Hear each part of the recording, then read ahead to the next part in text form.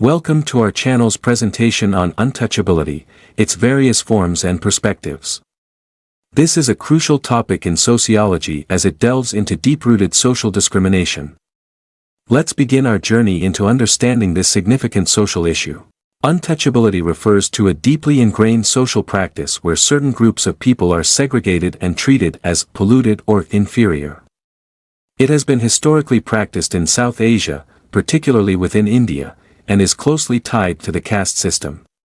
Those labeled as untouchable are denied basic social interactions and access to resources. Untouchability is historically linked to the emergence of the caste system in ancient India. According to religious and social texts, untouchables, often referred to as Dalits, were considered impure and were subject to various forms of discrimination. This concept of purity and pollution played a vital role in defining and enforcing the boundaries between different social groups. Untouchability was officially abolished under Article 17 of the Indian Constitution. Laws such as the Untouchability, Offences, Act of 1955 and the Protection of Civil Rights Act of 1976 have been enacted to combat this practice. However, despite these legal measures, untouchability persists in various forms due to deep-seated social beliefs. Untouchability manifests in various forms. Physical exclusion often prevents individuals from entering public spaces like temples and wells. Occupational segregation forces them into low-status, menial jobs. Social boycotts further isolate them from community events. Educational discrimination denies them access to schools, and political disenfranchisement limits their involvement in decision-making. Various perspectives attempt to explain untouchability.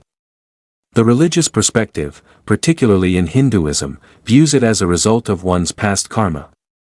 Socially, it is used to maintain rigid social hierarchies. Politically, untouchability is a product of unequal power relations that keep certain groups marginalized. Economically, it is a mechanism to exploit people for cheap labor. The impacts of untouchability are far-reaching. Socially, it creates deep divisions and fosters conflict. Economically, marginalized groups often remain in poverty due to limited job opportunities. Politically, they are underrepresented in government and decision-making processes. Psychologically, untouchability robs people of their dignity and self-worth. Many efforts have been made to eradicate untouchability. Social reformers like Mahatma Gandhi and Dr. B.R. Ambedkar played key roles in challenging this system.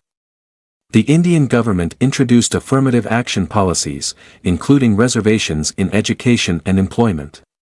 NGOs and international bodies have also contributed to the fight against untouchability, advocating for human rights and equality.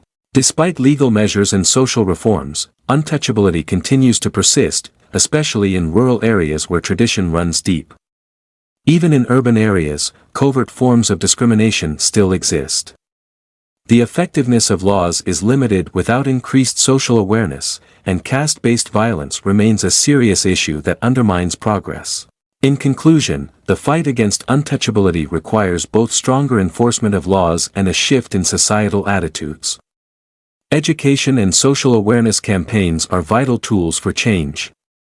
Media and public discourse can also play a crucial role in breaking down the stigma and fostering equality.